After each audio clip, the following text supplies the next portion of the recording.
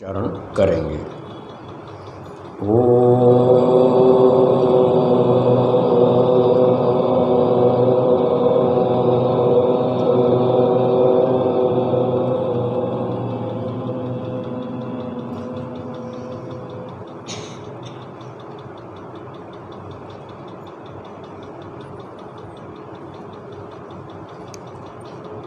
इस समय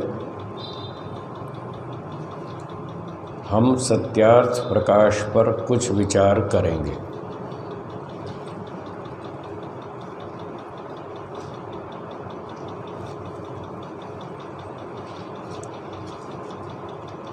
महर्षि दयानंद सरस्वती जी के समय में कुछ लोग वेदों को पढ़ते थे, कुछ पढ़ाते भी थे। वेदों के अर्थ भी बताते थे। वेदों के नाम पर कुछ व्यवस्थाएं भी चलाते थे।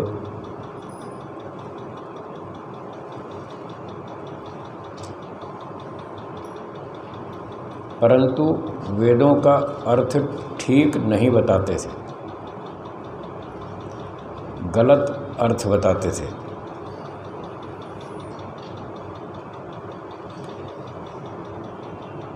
बहुत से अंधविश्वास, पाखंड आदि उस समय चलते थे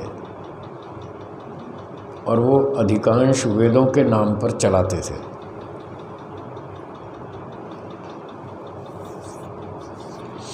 महर्षि दयानंद जी ने देखा कि ये लोग नाम तो वेद का लेते हैं और सिखाते कुछ और है। वेद का सिद्धांत नहीं सिखाते, कुछ गलत सिखाते। वेदों का अर्थ ठीक नहीं बताते। तो उन्हें ऐसी आवश्यकता अनुभव हुई कि एक ऐसी पुस्तक बनाई जाए जिसमें वेदों का ठीक ठीक अर्थ प्रकट किया जाए। जो गलत अर्थ सिखाया जा रहा है उसके स्थान पर ठीक अर्थ बताया जाए। इस बात को मन में रखकर उन्होंने ये पुस्तक बनाई, सत्यार्थ प्रकाश। बहुत से लोग सत्यार्थ प्रकाश का अर्थ कहते हैं कि इसमें महर्षि जी ने सत्य का प्रकाश किया। सत्य का प्रकाश वो उनका भाव नहीं था, उनका भाव था सत्य अर्थ का प्रकाश, इसलिए नाम रखा सत्यार्थ प्रकाश। नहीं तो सत्य प्रकाश लिखते। उन्होंने नाम रखा सत्यार्थ प्रकाश, वेदों के सत्य अर्थ का प्रकाश। ये तो इसका नाम है। तो उन्होंने वेदों के ठीक ठीक अर्थ बताए। ईश्वर के नाम पर बहुत भयंकर भ्रांतियां थी, आज भी हैं और अभी बहुत दिन और भी चलेंगी। अभी कोई जल्दी हटने वाली नहीं है। इसलिए सबसे पहले महर्षि दयानंद जी ने पहले समुल्लास में ईश्वर का ठीक ठीक स्वरूप बताया वेदों के आधार पर।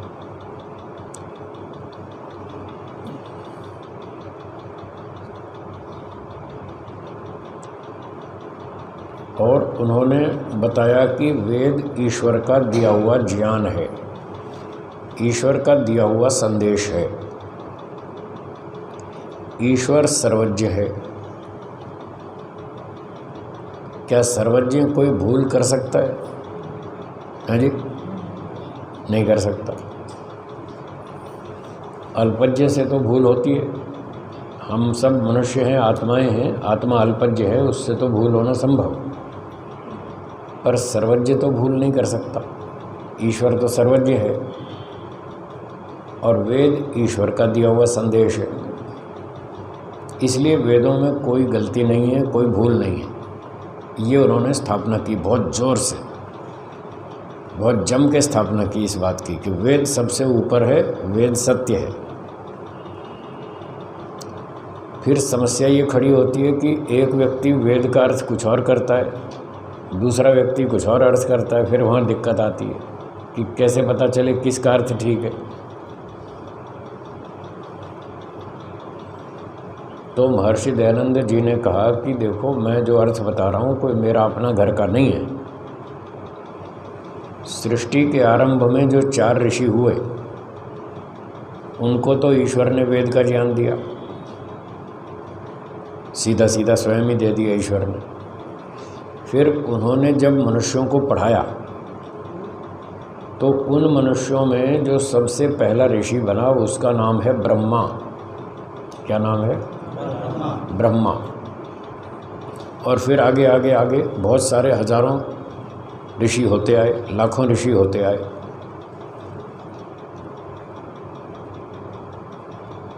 और वो जितने भी ऋषि थे, ब्रह्मा पहला ऋषि था। वहाँ से लेकर ऋषियों की सूची में अंतिम नाम है जैमिनी का, महर्षि जैमिनी। तो महर्षि दयानंद जी ने कहा कि ब्रह्मा से लेकर जैमिनी तक सारे ऋषि जो भी वेदों की बात मानते, जो अर्थ मानते, जो उनका सिद्धांत है, मैं वही बात कहूँगा। नवीन मत चलाने का मेरा लेश मात्र भी अभिप्राय नहीं है। इसलिए कोई शंका ना करे कि मैं कोई अपने घर से नई नई बातें बता रहा हूँ, कोई नया संप्रदाय चला रहा हूँ, ऐसा नहीं है। इसलिए उन्होंने जो जो अर्थ बताए उसकी पुष्टि में सारे ऋषियों के प्रमाण दिए। कितने ही ऋषियों के प्रमाण दिए, कितने ही ऋषियों के ग्रंथों के प्रमाण दिए। तो ये उनकी विशेषता थी। उन्होंने ऋषियों के ग्रंथों को बहुत अच्छी तरह गहराई से पढ़ा और दूसरे भी पढ़े, अनार्ष ग्रंथ भी पढ़े, आर्ष भी पढ़े। दोनों की तुलना करके उसमें से छँटनी कर दी कि ये आर्ष ग्रंथ हैं, ये अनार्ष ग्रंथ हैं, ये प्रामाणिक हैं, ये अप्रामाणिक हैं। जो प्रामाणिक हैं उसी को पढ़ना पढ़ाना चाहिए। उन शास्त्रों से आपको सत्य ज्ञान होगा, वेदों का सत्य अर्थ का ज्ञान होगा। इसलिए उन्होंने सत्यार्थ प्रकाश में पठन पाठन विधि भी बताई कि कौन से शास्त्र पढ़ने चाहिए, वो प्रामाणिक है ऋषियों के, और जो अन ऋषियों के ग्रंथ हैं वो अप्रामाणिक हैं, वो नहीं पढ़ने चाहिए, उससे भ्रांति फैलती है।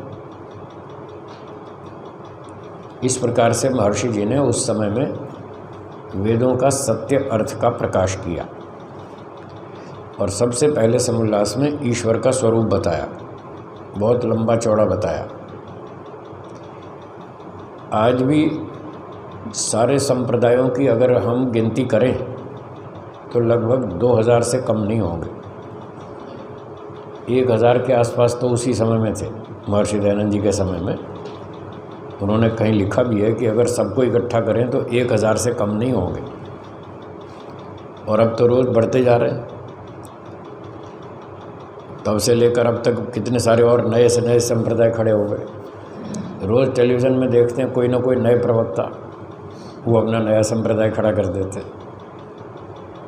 तो इतने सैकड़ों संप्रदाय ईश्वर और धर्म के नाम पर चल रहे हैं। ये सब भ्रांति फैला रहे हैं ईश्वर के स्वरूप के बारे में, ईश्वर के धर्म के बारे में। तो उस भ्रांतियों से हमको बचना चाहिए। इसलिए महर्षि जी ने ये पुस्तक लिखी, सत्यार्थ प्रकाश।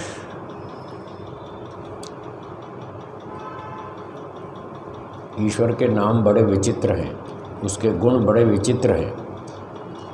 संध्या में एक मंत्र आप बोलते हैं, चित्रम देवानाम उदगादनीकम, बोलते हैं ना। उसमें बताया ईश्वर बड़ा विचित्र है, अद्भुत स्वरूपम, चित्रम अद्भुत स्वरूपम। ईश्वर बड़ा विचित्र स्वरूप वाला है, उसमें इतनी शक्तियां हैं हम तो कल्पना भी नहीं कर सकते। एक गुण की, एक शक्ति की भी पूरी कल्पना नहीं कर सकते। जैसे ईश्वर, उदाहरण के लिए ईश्वर न्यायकारी है। आप लोग कैसा मानते हैं, ईश्वर न्यायकारी है या नहीं है? हाँ जी, है ना। कभी कभी तो अन्याय कर देता है, वैसे नहीं करता। लोग तो कहते हैं कभी कभी तो, वैसे तो न्यायकारी है लेकिन कभी कभी अन्याय कर देता है। जब घर में कोई दुर्घटना हो जाए, परेशानी हो जाए, तब तो लोग खूब गाली देते हैं भगवान को। मेरी दुकान फेल कर दी, हमारा बेटा फेल कर दिया है, एक्सीडेंट करा दिया, हमारा बेटा मार दिया, ऐसे ऐसे जब ऐसी कोई घटना होती है तब खूब गाली देते हैं।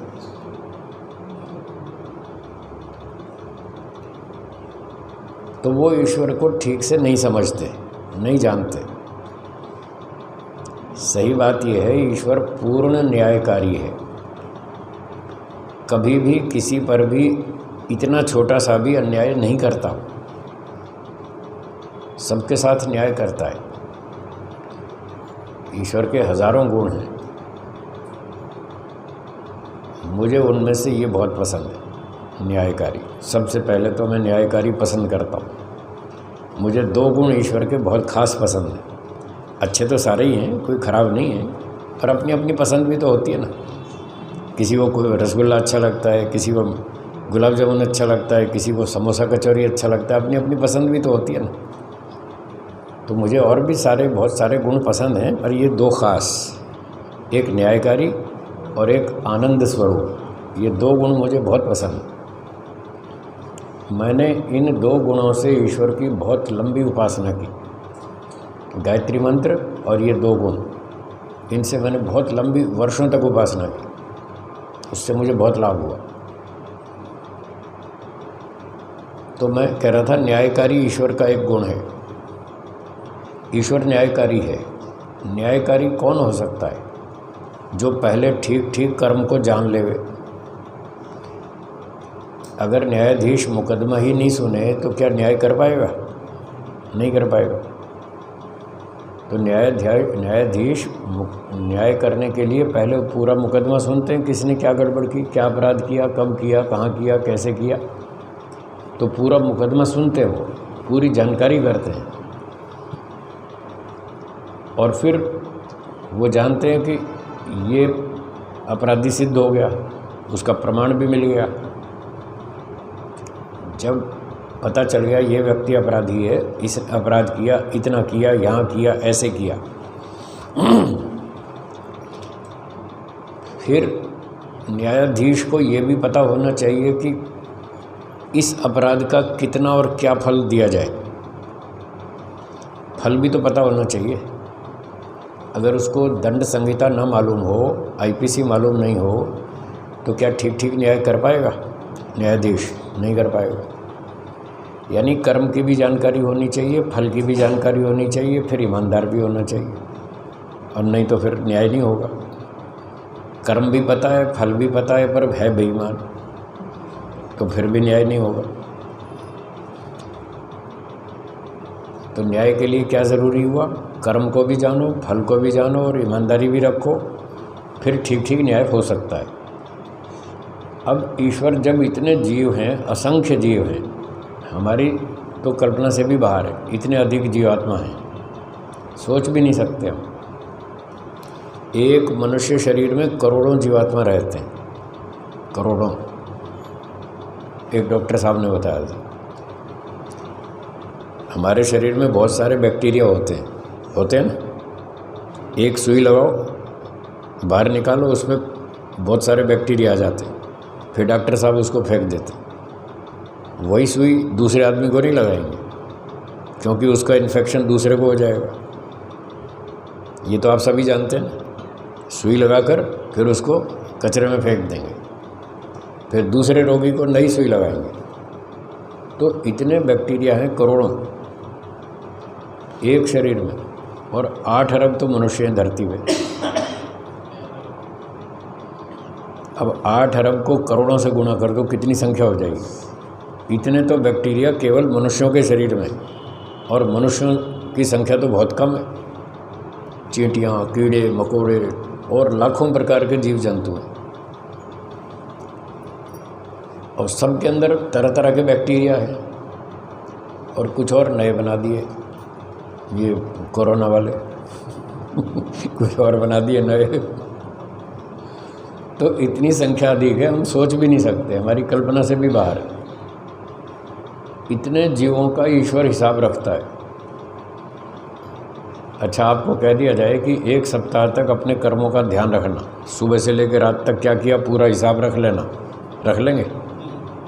1 दिन का भी नहीं रख पाएंगे, हफ्ता तो ज़्यादा है, 1 दिन का भी नहीं रख पाते हम सुबह से रात तक का। कितने मन में योजनाएं बनाते हैं, कितनी वाणी से बातें बोलते हैं, कितने शरीर से कर्म करते हैं, हम 1 दिन का भी हिसाब नहीं रख सकते। एक व्यक्ति का छोड़ो, अपना ही नहीं रख सकते, दूसरे का छोड़ो। और ईश्वर इतने असंख्य जीवात्माओं का हिसाब रखता है ना विचित्र। इसीलिए कहा चित्रम, ईश्वर बड़ा विचित्र है और हिसाब भी बिल्कुल ठीक ठीक रखता है। ऐसा नहीं कर्म इन्होंने किया और इनके खाते में एंट्री कर दे, और इनके कर्म को उनके खाते में एंट्री कर दे, ऐसा भी नहीं। हर व्यक्ति का कर्म उसी के खाते में एंट्री होती है, पूरा हिसाब नाप तोल के। और इतने लोगों के कर्मों को 1 सेकंड में देखना एक साथ, कितनी विचित्र बात है। सबका हिसाब रखना और ठीक न्याय से फल देना, जिसने जो कर्म किया उसी को फल देना, अदल बदल नहीं करना, और न्याय से पूरा पूरा देना, कम भी नहीं अधिक भी नहीं। बताइए कितना कठिन काम है। हमारे लिए तो बहुत कठिन है, हम तो सोच भी नहीं सकते, पर ईश्वर करता है, बिल्कुल करता है। उसके हिसाब में कोई गड़बड़ नहीं है।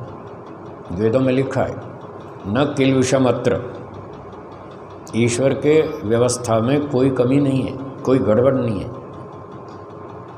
और न आधारो, वहाँ कोई सिफारिश भी नहीं चलती है।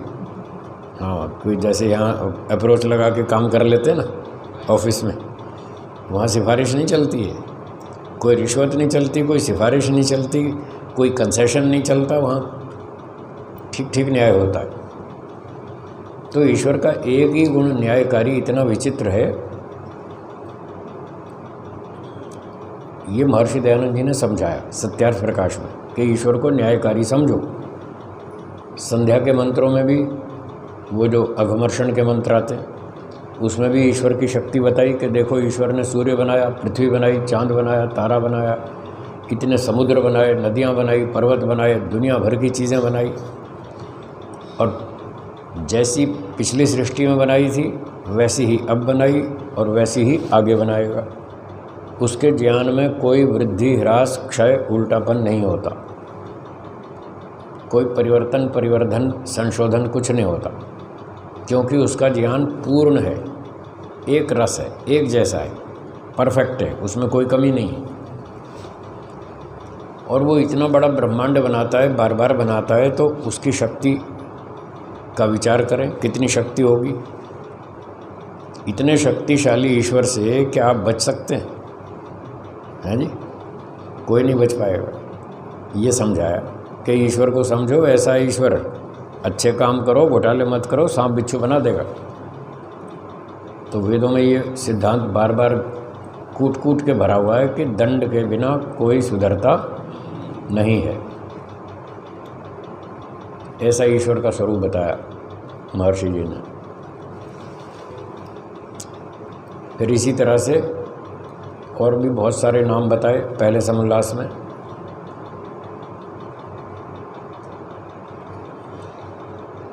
दो नाम बड़े अजीब से हैं, राहु और केतु, है ना, सुन रखे ना आपने। ज्योतिष वाले इससे बहुत डराते हैं, राहु केतु से, जबकि राहु केतु नाम का कोई ग्रह है ही नहीं। राहु नाम का, केतु नाम का कोई ग्रह ही नहीं है, और सबसे अधिक इन्हीं दो से डराते हैं। अब उनको ये पता नहीं है राहु केतु दोनों ईश्वर के नाम भी हैं। ये सत्यार्थ प्रकाश में बताया महर्षि जी ने पहले समोल्लास में। ईश्वर का नाम राहु भी है और केतु भी है।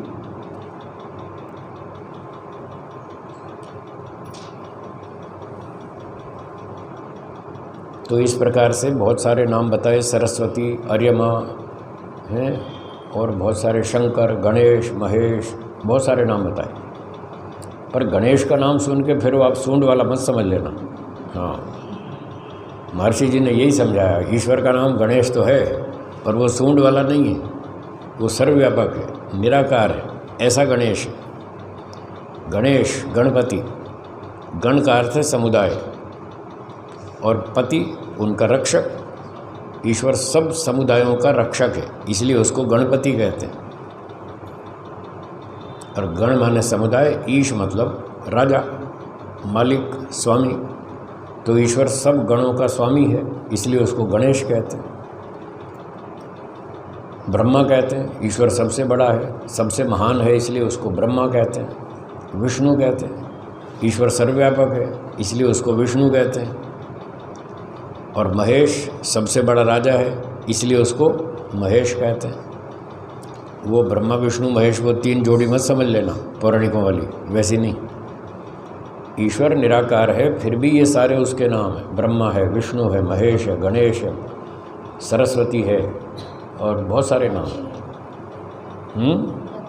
हाँ, लक्ष्मी भी है, सही बात, सही बताया। आप पढ़ते रहते हैं क्या? किसने पढ़ाया था? डैडी ने पढ़ाया था। अच्छा, आप वैसे कौन सी क्लास में पढ़ते हैं? वाह, कहाँ पर, कहाँ रहते हैं आप? मध्य प्रदेश। कौन सा गांव? गांव कौन सा? शिवपुरी। बहुत अच्छा, बहुत अच्छा। तो पहले समोल्लास में महर्षि जी ने ईश्वर के बहुत सारे नाम हमको बताए, समझाए और कहा कि असली ईश्वर ऐसा है, इसको समझो और इसकी शक्ति से डरो, उसके न्याय से डरो, नहीं तो वो छोड़ेगा नहीं। अब लोग कहते हैं जी किसी ने देखा अगला जन्म, हम कहते हैं अगले जन्म में सांप बिच्छू बना देगा, कुत्ता बना देगा, व्हेल मछली बना देगा, भेड़ बकरी बना देगा, अगर गड़बड़ की तो दंड देगा, छोड़ेगा नहीं। तो मैं यूनिवर्सिटी में, कॉलेजों में जाता रहता हूँ, वहाँ विद्यार्थियों से पूछता हूँ क्या आप मानते हैं मरने के बाद दोबारा जन्म होगा? ऐसा वहाँ पूछता हूँ, तो वहाँ 100 में से 10 हाथ खड़े होते हैं। कितने? 10। आज कॉलेज के विद्यार्थी 100 में से 10 व्यक्ति मानते हैं कि हाँ अगला जन्म होगा। फिर मैं पूछता हूँ अच्छा जो नहीं मानते वो हाथ ऊंचा करो, तो 50 हाथ ऊंचे हो जाते हैं। आधे लोग मानते हैं कि नहीं होगा। फिर मैं पूछता हूँ जिनको समझ में नहीं आया, डाउट है, वो हाथ ऊंचा करें, तो बचे हुए 40 लोग हाथ ऊंचा करते हैं। यानी 40 को तो संशय है, पता नहीं होगा या नहीं अगला जन्म। 50 कहते हैं बिल्कुल नहीं होगा, और 10 की समझ में आया कि हाँ अगला जन्म होगा, वो हाँ बोलते हैं। वो भी सिर्फ बोलते ही है, समझ में तो उनके भी नहीं आया अगला जन्म होगा समझ में तो उन 10 को भी नहीं आया जो खाली शब्दों से हाँ बोल रहे हैं। जिसको समझ में आ जाएगा कि अगला जन्म होगा वो बिल्कुल सुधर जाएगा, ठीक काम करेगा, गलती नहीं करेगा।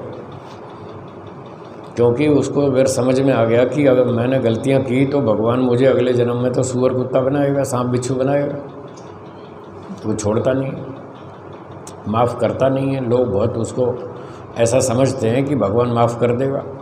सुबह सुबह बहुत सारे लोग मंदिर में जाते हैं भगवान से माफ़ी मांगने, कोई चर्च में जाता है, कोई मस्जिद में जाता है, कोई अपने अपने स्थानों पर जाते हैं और वहाँ जाके भगवान से माफ़ी मांगते हैं। भगवान माफ़ तो करता नहीं, करता है?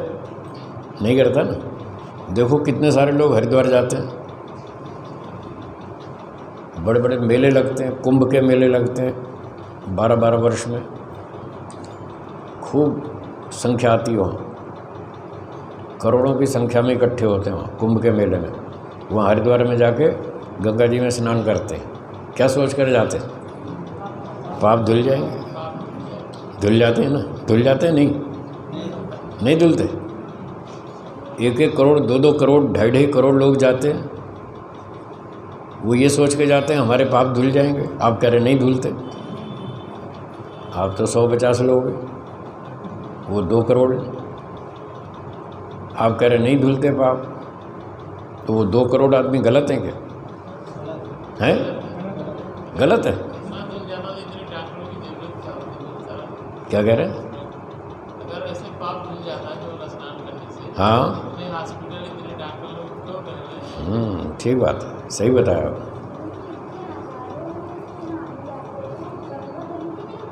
वो पानी चलता रहता है इसलिए ख़राब नहीं होता। खड़ा हो तो ख़राब हो जाएगा। चलता रहता है ना, तो गंदा पानी आगे चला जाता है, पीछे से साफ़ पानी आ जाता है, इसलिए वो ठीक चलता है, ठीक रहता है। तो एक दिन मैंने कहा लोगों से कि हरिद्वार में अगर गंगा में डुबकी लगाने से पाप धुल जाते हैं तो फिर वहाँ इतना बड़ा पुलिस स्टेशन क्यों बनाया? पुलिस स्टेशन की क्या ज़रूरत है? जो भी पाप करे उसको बोलो गंगा की नहर सामने जाओ, डुबकी मारो, बात ख़त्म। पुलिस में काहे को जाना? फिर पुलिस स्टेशन की ज़रूरत नहीं पड़ेगी ना, पाप तो ख़त्म हो ही जाता है। तो आप हरिद्वार का पुलिस स्टेशन बंद करवा सकते हैं? क्यों? अगर पुलिस स्टेशन बंद नहीं हुआ तो मतलब फिर पाप नहीं धुला। धुलता है तो फिर पुलिस स्टेशन बंद करो, पुलिस स्टेशन बंद नहीं करते तो फिर पाप नहीं धुलेगा। ये दोनों में तो विरोध है। और जब मेला लगता है तो हरिद्वार की पुलिस कम पड़ जाती है, फिर बाहर से और पुलिस मंगाते हैं, क्योंकि उनको पता है कि ये लोग घोटाला करेंगे, दुर्घटनाएं होंगी, चोरी करेंगे, क्या क्या करेंगे, मार धाड़ करेंगे। इसलिए पब्लिक को, जनता को नियंत्रित करने के लिए उनको और बाहर से पुलिस बुलानी पड़ती है। इससे सिद्ध हुआ कि वहाँ कोई पाप धुलने वाला नहीं है। पर वो मानने वाले भ्रांति में वो कहते हैं हम हरिद्वार जाएंगे, कई तो कावड़ लेके जाते हैं, है ना, पैदल पैदल जाते हैं और वहाँ जाके स्नान करके ये समझते हैं अब हम शुद्ध हो गए, अब सारे पाप धुल गए। एक व्यक्ति नहा रहा था गंगा जी में और एक पिछले घाट पे नहा रहा था।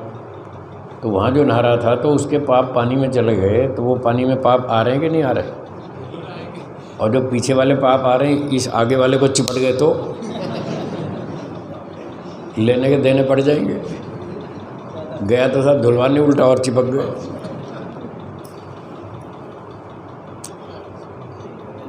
तो ये तो मजाक की बात थी, ना तो धुलते हैं ना चिपकते हैं।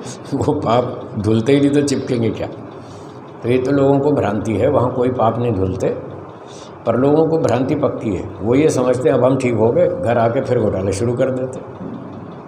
उनको 1 साल का लाइसेंस मिल गया, 1 साल तक खूब पाप करेंगे, अगले साल जाके फिर नहा लेंगे और वो समझेंगे हमारे पाप धुल गए। बस इस तरह पाप बढ़ता है। संसार में पाप घट रहा है या बढ़ रहा है? पिछले 20 साल में बढ़ रहा है ना, वो इसीलिए बढ़ रहा है। इन सारे पंडितों ने गलत पाठ पढ़ाया लोगों को।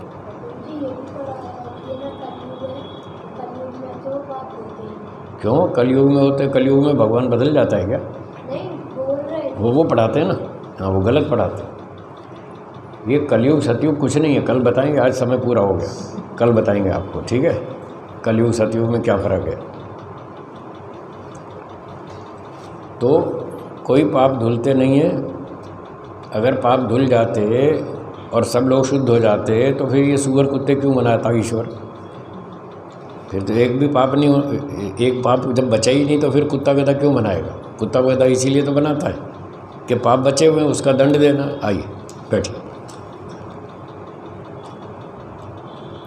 ये गाय घोड़े कुत्ते लाखों प्रकार के प्राणी दिख रहे हैं या नहीं दिख रहे? हाँ जी। तो महर्षि दयानंद जी ने ये सिखाया हमको, ये समझाया कि देखो इन प्राणियों को देखो, ये उन पापियों को ही सूअर कुत्ता सांप बिच्छू बनाया, गधा घोड़ा बैल हाथी बनाया, जो पिछले जन्म में पाप करते थे और उनके पाप नहीं धुले, तभी तो भगवान ने बनाया इनको। अगर धुल जाते तो कोई प्राणी नहीं बनाता। जो चोरी करता है, रिश्वत लेता है, घोटाले करता है, झूठ बोलता है, छल कपट करता है, अन्याय करता है, दूसरों को परेशान करता है, झूठे आरोप लगाता है, ऐसे ही लोगों को फिर भगवान सूअर कुत्ता बैल हाथी बनाता है। बहुत सारे लोग पैसे खा जाते हैं, देते नहीं, उधार लेके खा जाते हैं। वो कहते हैं किसी ने देखा अगला जन्म। तो कल बताएंगे, अब तो समय पूरा हो गया, कल बताएंगे अगला जन्म कैसे होता है। और ये कलयुग सतयुग कल याद दिलाना मुझे, हैं? हाँ, कल बताएंगे। चलिए आज के पाठ को विराम देते, बाकी चर्चा कल